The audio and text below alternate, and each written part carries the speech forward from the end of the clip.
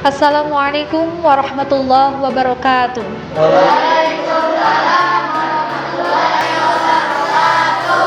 Alhamdulillahirabbil alamin wa bihi nasta'in ala umuri dunya waddin wassalatu wassalamu ala asrofil anbiya'i wal mursalin wa ala alihi wa ashabihi ajma'in amma ba'du. Sebelum kita memulai pembelajaran pada hari ini, mari kita berdoa terlebih dahulu. Bismillahirrahmanirrahim. Bismillahirrahmanirrahim. Hasantukum bil hayyil qayyum. Hasantukum bil hayyil qayyum. Allazi la yamutu abadan. Allazi la yamutu abadan. Wa dafa'tu ankumus su'a. Wa dafa'tu ankumus su'a. Bi alfi. Bi alfi. La haula wa la quwwata illa billahil aliyyil azim. La haula wa la quwwata illa billahil aliyyil azim. Anak-anakku sekalian, pada kesempatan hari ini kita akan melanjutkan pembelajaran kitab Akhlaqul lil Banin jilid 2. Sebelum itu, penjelasan makro kemarin masih berkenaan tentang akidah atau akhlaknya Rasulullah Shallallahu Alaihi Wasallam. Sudah kita ketahui bahwa diutusnya Nabi Muhammad Shallallahu Alaihi Wasallam ke muka bumi ini, misi utamanya adalah untuk menyempurnakan akhlak. Sebagaimana yang dijelaskan dalam suatu hadis, innama bu'istu li utami makarimal akhlak. Sesungguhnya Rasul diutus ke muka bumi ini itu untuk menyempurnakan akhlak. Dan sudah dijelaskan dalam Quran surah Al-Ahzab ayat 21 yang berbunyi A'udzubillahi minasyaitonirrajim laqad kana lakum fi rasulillahi uswatun hasanah. Al-ayah sadaqallahul azim, yang artinya bahwa dalam diri Rasulullah itu terdapat suri tauladan atau uswatun hasanah yang patut kita contoh dan dilaksanakan dalam kehidupan sehari-hari. Maka dari itu kita belajar akhlaqul lil banin ini. Ibu harapkan kalian bisa mencontoh sikap Rasulullah SAW dan mengimplementasikannya dalam kehidupan sehari-hari. Hikmah diutusnya Rasul ke alam muka bumi ini, yang pertama itu mewujudkan rahmat bagi semesta alam atau rahmatul lil alamin.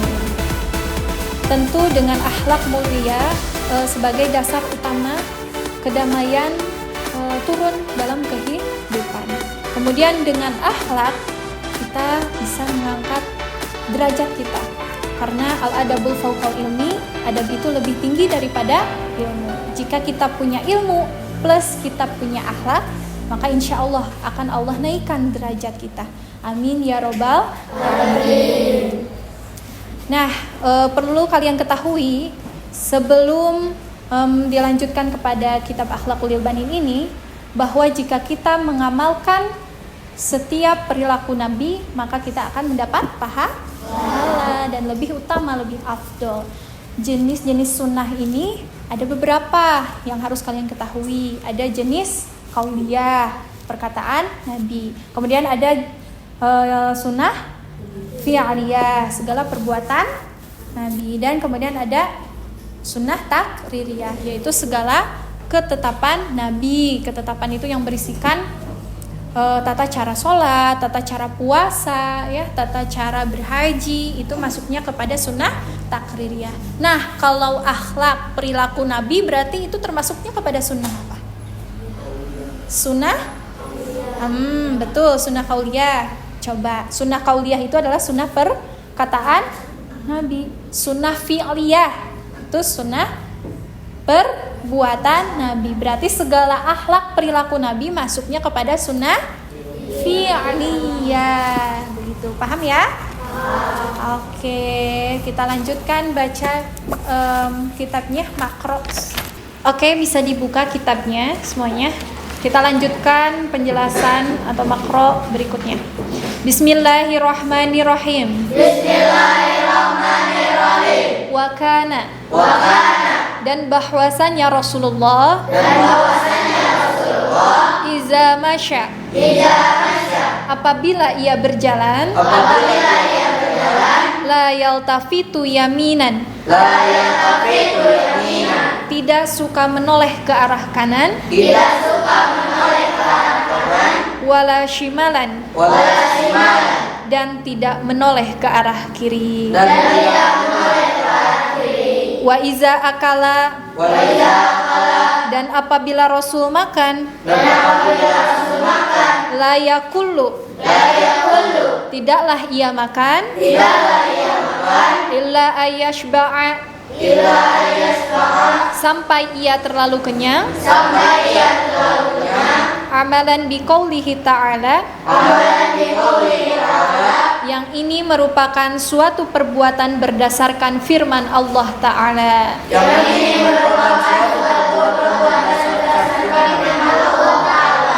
Wakulu, dan makanlah kalian semua, washrabu, dan minumlah kalian, wala tusrifu, tetapi jangan kalian berlebihan. Innahu, sesungguhnya Allah, la yuhibbul musrifin, tidak menyukai orang-orang yang berlebihan. Wa iza takallama, dan apabila Rasul berbincang atau bercakap-cakap, iktasara ala qadril hajati, maka Rasul menyampaikan secukupnya sesuai dengan kebutuhannya.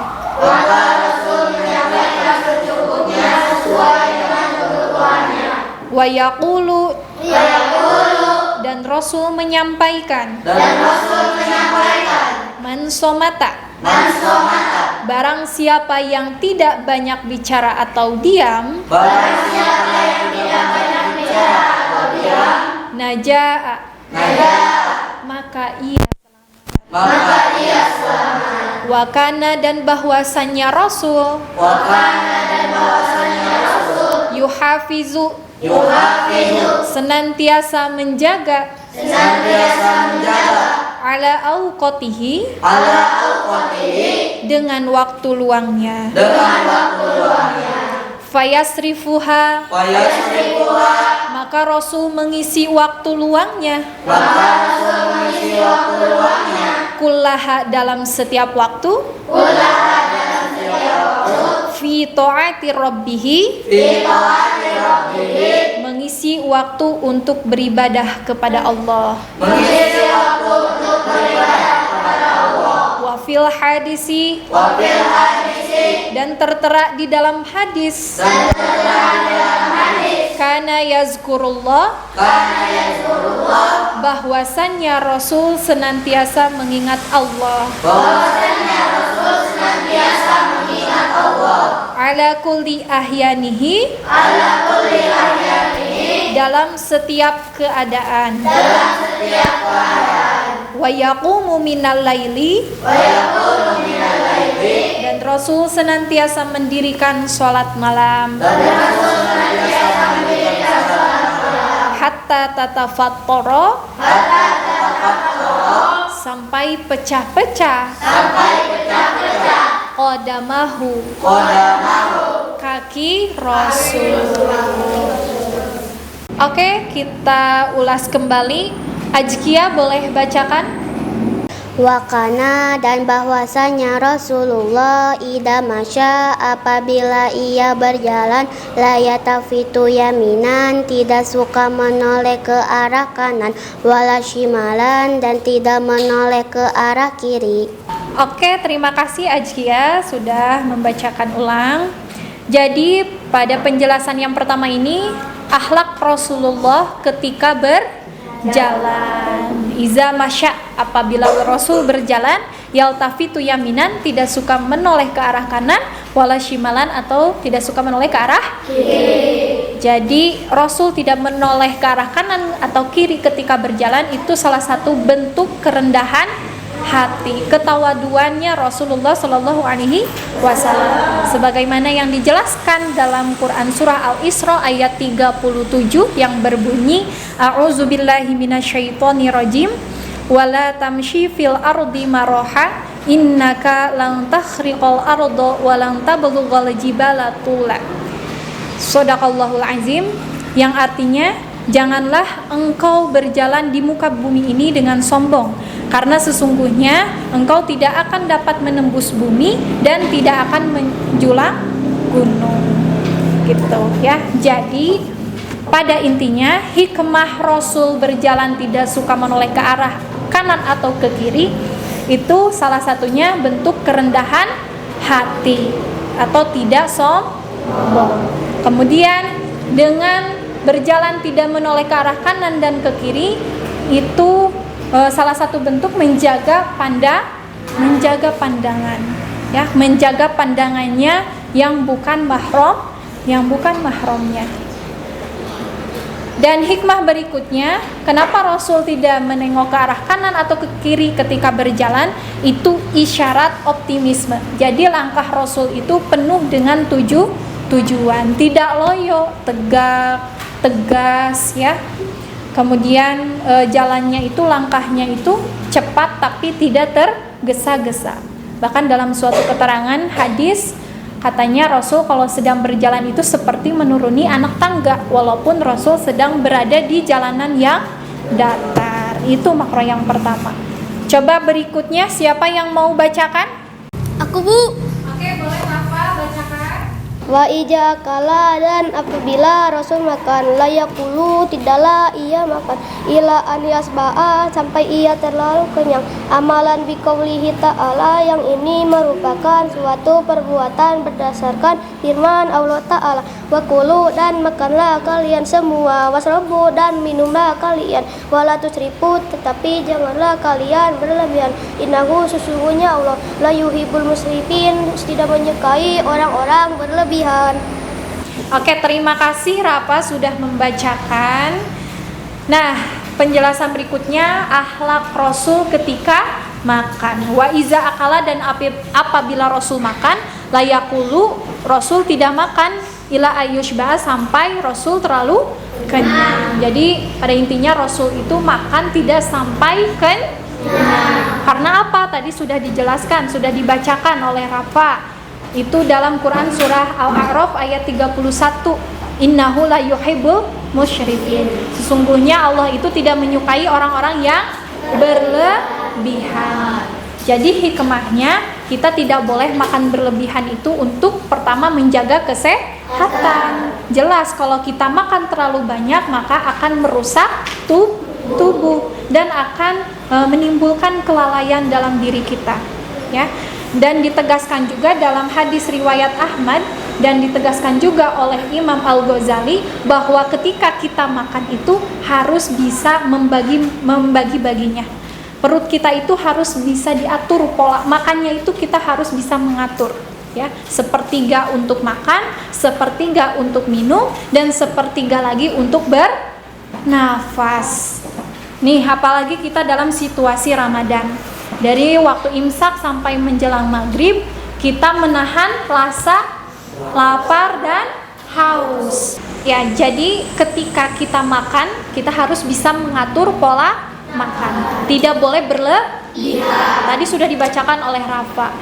Dalam Quran surah Al-A'raf ayat 31, ya, innahu la yuhibbul musrifin. Allah itu tidak menyukai orang-orang yang berlebihan. Nah, di dalam makan ini Rasul sudah mencontohkan bahwa kita itu harus bisa menjaga pola makan, dan ditegaskan juga dalam hadis riwayat Ahmad dan ditegaskan juga oleh Imam Al-Ghazali bahwa kita itu harus bisa menjaga pola makan. Sepertiga untuk makan, sepertiga untuk minum, dan sepertiga lagi untuk bernafas. Jadi perut kita juga butuh luang untuk bernafas. Apalagi nih sekarang kita lagi bulan Ramadan. Kalian berpuasa?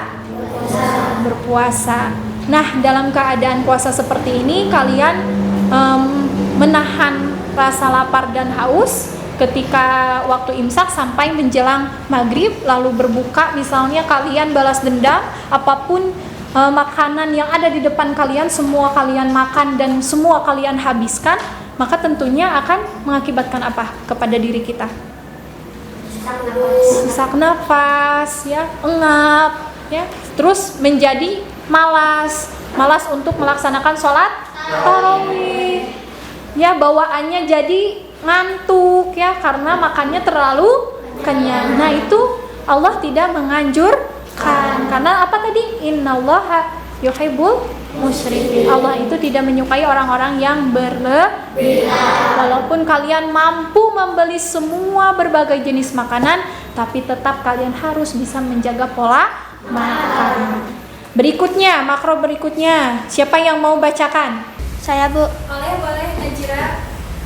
Wa idza takalama, dan apabila Nabi berbincang atau bercakap-cakap, ihtasara ala qadil hajati, maka Rasul menyampaikan secukupnya sesuai dengan kebutuhannya. Wa yaqulu, dan Rasul menyampaikan, man samata, barang siapa yang tidak banyak bicara atau diam, naja'a, maka ia selamat. Baik, selanjutnya akhlak Rasul berikutnya yaitu ketika Rasul berbicara itu bicaranya seperlunya, atau akhlak Rasul itu tidak banyak bicara dan cenderung diam. Kenapa begitu? Karena ya tadi sudah disampaikan, ya, sudah dibacakan oleh Nazira. Man somata naja'a, barang siapa yang tidak banyak bicara atau diam, maka dia akan selamat. Kenapa bisa selamat? Ya, karena biasanya orang yang banyak bicara itu banyak juga salahnya. Orang yang banyak bicara itu biasanya berpotensi kesalahannya itu akan muncul. Dan kalau orang yang sering diam, maka potensi salahnya itu tidak terlalu besar. Itu hikmah yang pertamanya. Kemudian hikmah yang keduanya, karena diam itu lebih afdol. Diam itu lebih afdol daripada kalian berbicara yang tidak bermanfaat. Ya tadi, iqtasara ala qadril hajati. Rasul itu berbicara seperlunya. Seperlunya itu Rasul ketika bicara itu selalu mengandung makna, nasihat, dan ucapan-ucapannya selalu baik gitu. Dan kalau Rasul tidak mau bicara atau tidak sedang berdakwah, Rasul cenderung diam.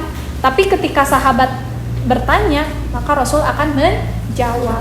Itu hikmahnya. Kemudian hikmah tidak banyak bicara apa sih agar kita mansomatan najaa ini, agar kita selamat ini? Dengan tidak banyak bicara kita akan selamat ini. Karena dengan kita tidak banyak bicara, maka kita akan terhindar dari dosa fitnah, dari dosa ghibah. Karena biasanya orang yang banyak bicara, biasanya banyak bicaranya ngapain sih gitu kan? Banyak membicarain orang lain misalnya gitu. Itu tidak boleh. Daripada kita banyak membicarakan orang lain, membicarakan keburukan orang lain, lebih baik kita diam. Tapi kalau misalnya kita bicara dalam hal kebaikan, sharing ilmu, itu lebih baik. Ya. Dan harus kalian ketahui bahwa akhlak Rasul ketika berbicara itu, Rasul berbicara selalu berkata jujur. Makanya Rasul itu memiliki gelar as-siddiq, yaitu dapat dipercaya. Karena setiap perkataannya itu selalu jujur. Kemudian Rasul berbicaranya lemah lembut, tidak suka kasar, nadanya lemah lembut, tidak suka nada tinggi gitu ya. Dan cara bicara Rasul itu efektif. Ya, singkat, padat, namun jelas, simple gitu ya. Nah, itu akhlak Rasul yang tidak banyak bicara. Makro selanjutnya boleh dibacakan. Siapa yang mau membacakan? Saya, Bu. Boleh, Jedama. Wa kana, dan bahwasanya Rasul yuhafizu senantiasa menjaga ala auqatihi dengan waktu luangnya, fayasrifuha, maka Rasul mengisi waktu luangnya kullaha dalam setiap waktu, fi taati rabbih, mengisi waktu untuk beribadah kepada Allah, wa fil hadisi, dan tertera di dalam hadis, karena yazkurullah, bahwasanya Rasul senantiasa mengingat Allah, ala kulli ahyani, dalam setiap keadaan, wa yaqumu minal laili, dan Rasul senantiasa mendirikan salat malam, hatta tatafattara, sampai pecah-pecah qadamahu, kaki Rasul. Terima kasih Jadama. Selanjutnya, akhlak Rasul selalu menjaga waktu luangnya. Jadi Rasul itu selalu menjaga waktu luangnya untuk beribadah kepada Allah, yang barusan sudah dibacakan oleh Jedama ya. Sesuai dengan keterangan bahwa fi ta'ati rabbihi, Rasul itu selalu menjaga waktu luangnya untuk beribadah kepada Allah dan mengingat Allah ya. Ala kulli ahyaniha, dalam setiap keadaan. Bukan berarti menjaga waktu luang itu dengan beribadah jadi harus sholat terus misalnya harus baca Quran terus. Tidak seperti itu juga ya, karena bentuk ibadah itu bermacam-macam. Hubungan kita, ibadah itu bukan hanya hubungan kita dengan Allah Subhanahu wa taala, bukan hanya secara horizontal tapi juga secara vertikal, hubungan kita dengan sesama ya, amalia ibadah yang lainnya. Seperti nih kalian di sini sedang belajar, itu termasuk kepada ibadah, sedang mengingat Allah sesuai dengan perintah Allah. Apa coba? Thalabul ilmi faridatun ala kulli muslimin wal muslimat. Ya, diwajibkan untuk mencari ilmu bagi kaum muslim laki-laki maupun perempuan. Nah, itu termasuk perintah Allah dan menjalankannya adalah ibadah. Jadi kalian sekolah ini adalah salah satu bentuk ibadah dan mengingat perintah Allah Subhanahu wa taala. Terus kemudian kalian membantu orang tua, menyapu, ngepel, ya. Terus apa lagi? Masak. Segala sesuatu yang bersifatnya hal baik itu termasuk kepada ibadah. Orang tua kalian bekerja untuk menafkahi ibu kalian dan anak-anaknya, itu termasuk kepada ibadah ya. Dan apalagi coba bentuk ibadah yang lainnya? Tadi yang sudah dibacakan oleh Jedama, yaitu melaksanakan sholat malam. Rasul bahkan di suatu diceritakan ketika Rasul hijrah ke Madinah, kali pertama yang Rasul sampaikan itu adalah perintah untuk sholat malam. Ada hadis riwayat Tirmizi, ya ayyuhan nas afsus salam wa at'imut ta'am wasilul arham wasallu wan nasu niyamun tadkhulul jannata bisalam. Hai manusia, sebarkanlah perdamaian, berilah makan dan sambunglah silaturahim, dan sholatlah tatkala manusia sedang tidur, maka kamu akan masuk surga dengan selamat. Jadi Rasul juga menyarankan untuk kita melaksanakan sholat malam. Contohnya apa coba sholat malam? Tahajud, apalagi? Salat hajat, apalagi? Taubat. Ya, itu termasuk kepada sholat malam. Hikmahnya apa sholat malam? Wujud tanda kita bersyukur kepada Allah Subhanahu wa ta'ala atas nikmat kita telah diciptakan, telah diberi kesehatan ya. Kemudian salah satu bentuk apalagi? Rasa syukur kita terhadap Allah, terus tanda kasih sayang kita kepada Allah. Hikmahnya selain itu adalah untuk menghapus dosa dan kesalahan. Biasanya sholat tahajud, sholat hajat juga termasuk dalam waktu yang mustajab. Doa kita cepat dikabulkannya. Nah, cara kalian mengisi waktu luang selain belajar, apalagi kan kalian banyak waktu luangnya ya sebagai pelajar, belum bekerja, belum berumah tangga, masih banyak waktu luangnya, maka pergunakanlah waktu luang kalian, waktu masa muda kalian untuk mencari ilmu dan untuk meraih cita-cita. Begitu ya. Ibu jadi ingat dalam suatu hadis riwayat Bukhari, manusia itu kadang sering lupa atas dua nikmat yang telah Allah berikan. Yang pertama itu nikmat sehat, dan yang kedua nikmat waktu luang. Maka selagi kalian sehat, pergunakanlah untuk belajar, masuk sekolah, jangan berbohong. Tidak sakit bilang ke guru sakit, tidak boleh ya. Kita harus bisa memanfaatkan waktu sehat kita sebaik mungkin, dan waktu luang kalian sebaik mungkin. Ketika guru memberikan tugas pekerjaan di rumah, maka cepat-cepatlah kerjakan, jangan sampai dilalaikan, jangan sampai dinanti-nanti. Apalagi kan kalian tidak bekerja, tidak ngapa-ngapain ya, masih pelajar, sok cepat-cepat kerjakan sebelum waktunya mepet, besok harus dikumpulkan.